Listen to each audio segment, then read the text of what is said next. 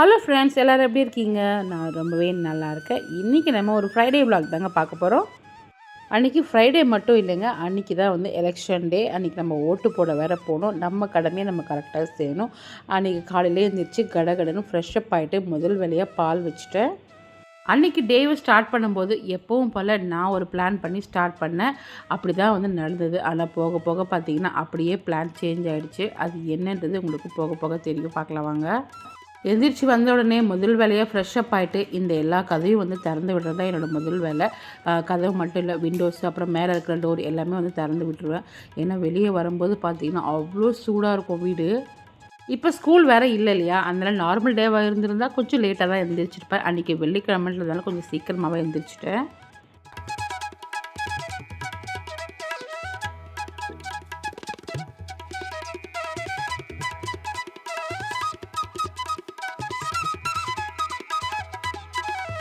வெளியே வந்த உடனே இந்த செடியெல்லாம் ஒரு பார்வை பார்ப்பேன். இன்றைக்கி என்னெல்லாம் பூ பூக்க போகுதுன்னு. இன்றைக்கி இந்த பூ மட்டும்தான் பூத்துருந்தது.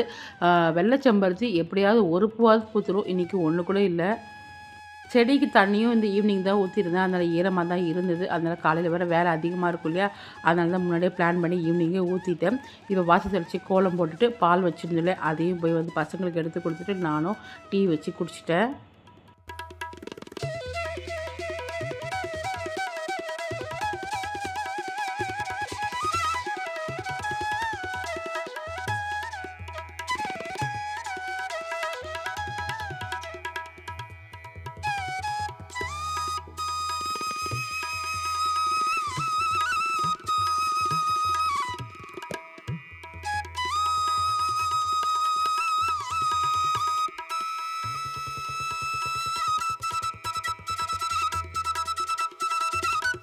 டீ குடித்த உடனே பிரேக்ஃபாஸ்ட் வேலையை ஸ்டார்ட் பண்ணிவிட்டேன். பொங்கல் தான் செய்யலைன்னு அதுக்காக அரிசி ஊற வச்சுட்டேன். பொங்கலுக்கு தேங்காய் சட்னி தான் வைக்க போகிறேன்.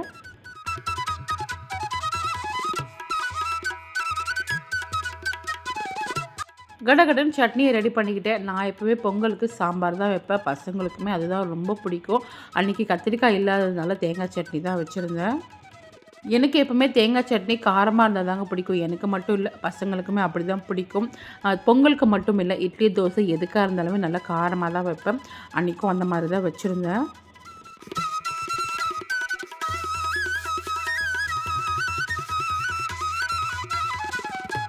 நான் எப்போவுமே சமையல் வேலையை காலையிலேயே முடிச்சிடுவேன். ஆனால் அன்றைக்கி பார்த்திங்கன்னா கருப்பு கொண்ட கடலை ஊற வச்சுருந்தேன். இதை போட்டு பிரியாணி மாதிரி செய்யலான்னு இதை ஊற வச்சுருந்தேன். அதனால் சூடாக செஞ்சுக்கலான்னு கொண்டக்கடலையை மட்டும் அப்போ வேக வச்சுக்கிட்டேன். இப்போ சட்னி மட்டும்தான் வச்சுருந்தேன். கொண்டக்கடலையே வேக வச்சுருக்கிறேன், அவ்வளோதான். பொங்கல் கூட தாளிக்கல, இன்னும் கொஞ்சம் நேரம் கழித்து தாளிக்கலான்னு அப்படியே வச்சுட்டேன். ஏன்னா வந்து பசங்களும் இன்னும் எந்திரிக்கல, அதனால் குளிச்சுட்டு வந்து பூஜை வேலையை ஸ்டார்ட் பண்ணிட்டேன். ஏற்கனவே நம்ம வீடு வந்து ரொம்பவே அனலாக இருக்கும். அன்றைக்கி என்னமோ தெரியல, ரொம்ப ரொம்ப ரொம்ப அதிகமாக இருந்தது. ரொம்ப கஷ்டமாகவே இருந்தது. டேபிள் ஃபேன் போட்டுட்டு தான் பூஜை பண்ணிகிட்டு இருந்தேன். நான் லாஸ்ட் ப்ளாக்லேயே சொல்லியிருப்பேன், மேலே வந்து பெயிண்ட் அடிக்கலான்னு இருக்கிறோன்னு. இன்னுமே வந்து பெயிண்ட்ரு வரல. அநேகமாக இந்த வீடியோ போஸ்ட் பண்ணுற அன்றைக்கி வந்துடுவாங்கன்னு நினைக்கிறேன். இப்படி ரொம்ப கஷ்டமாக இருக்கிறதுனாலேயே நான் வந்து வெள்ளிக்கிழமையாக இருந்தால் கூட பரவாயில்லன்னு சமையல் வேலையை முடிச்சுட்டு வந்து தான் பூஜை வேலையை ஸ்டார்ட் பண்ணுவேன். ஆனால் அன்றைக்கி எதுவுமே செய்யலை. மத்தியானம் தான் செய்ய போகிறேன். எப்படி இருக்க போதுன்னு தெரியல. இன்னும் ஓட்டு போட வேற போகணும்.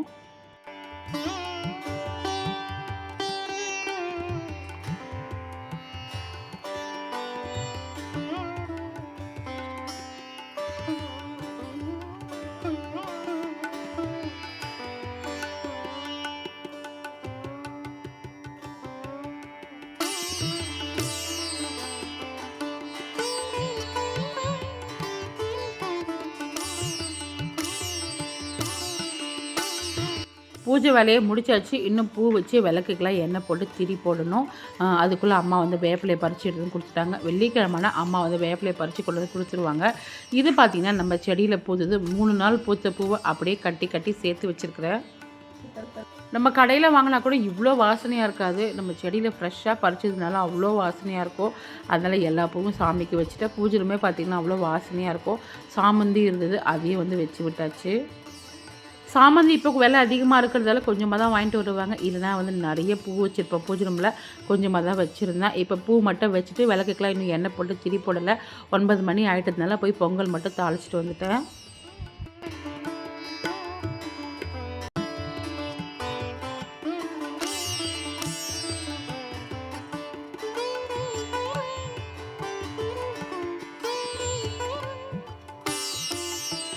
இப்போ பசங்களும் குளித்து ரெடி ஆகிட்டாங்க. அதனால் இப்போ பொங்கல் தாளிச்சோம்னா பூஜை பண்ணிவிட்டு உடனே சாப்பிட்றதுக்கு கரெக்டாக இருக்கும்னு வந்து பொங்கல் தாளித்து விட்டுட்டேன்.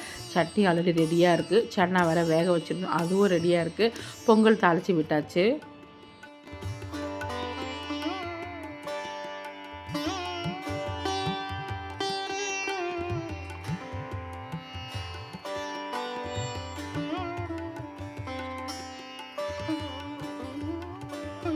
நாங்கள் எப்போவுமே பொங்கல் வந்து நொய் புழுங்கல் அரிசியில் தான் வந்து செய்வோம். ஆனால் அன்றைக்கி பார்த்திங்கன்னா பச்சை அரிசி தான் ஊற வச்சுருந்தேன். அது என்னமோ தெரியல, அதை செஞ்சு சாப்பிட்ணுன்னு அன்றைக்கி தோணுச்சு. அதனால் அதை தான் ஊற வச்சுருந்தேன்.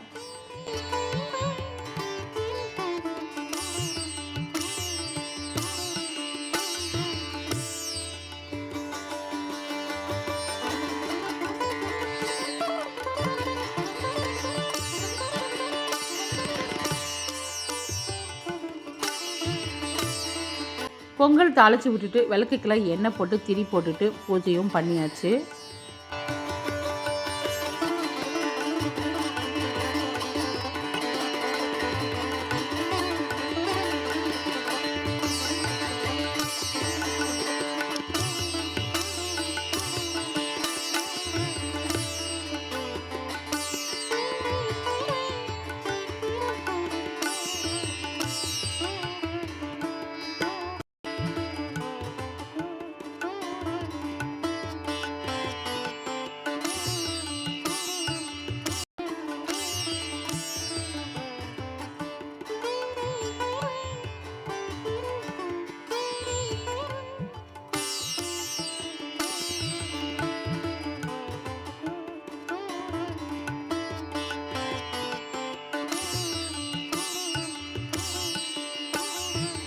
சாதாரணமாகவே ரொம்ப அனல் அதிகமாக இருந்தது. இன்னும் இந்த ஊதுபத்தி சாம்பிராணிலாம் ஏற்றி வச்சோன்னே ரொம்ப அதிகமாகிடுன்னு பூஜை ரூமில் வெறும் ஊதுபத்தி மட்டும் தான் ஏற்றிருந்தேன். சாம்பிராணி எப்பவுமே வெளியே ஏற்றுவேன், உள்ளேயும் ஒன்று ஏற்றி வைப்பேன். ஆனால் அன்றைக்கி பார்த்திங்கன்னா உள்ளே வந்து நான் ஏற்றவே இல்லை, வெளியே மட்டும்தான் வந்து வச்சுருந்தேன். அதுவும் இந்த புத்தா வண்ட சாம்பிராணி ஏற்றி வச்சோன்னா பார்க்கவே ரொம்ப அழகாக இருக்கும், ரொம்ப ஒரு ப்ளசண்ட்டாக இருக்கும்.